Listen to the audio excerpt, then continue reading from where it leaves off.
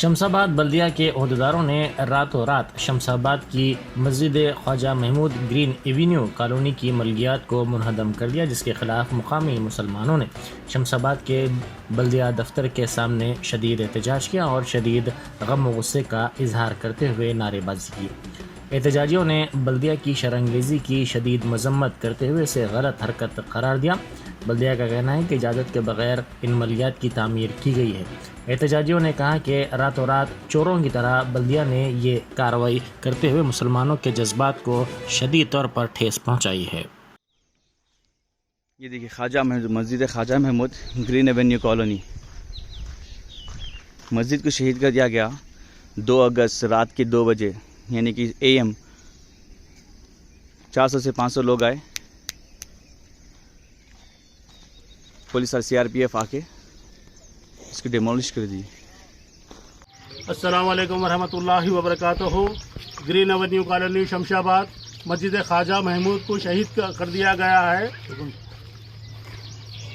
जनाब पूरे रात के 2-2:30 बजे के टाइम पूरी 700-800 पुलिस फोर्स आई और बल्दिया कमिश्नर भी आए और ये प्री प्लान करके 3 से 4 किलोमीटर तक पूरे आवाम को किसी को आने नहीं दिए।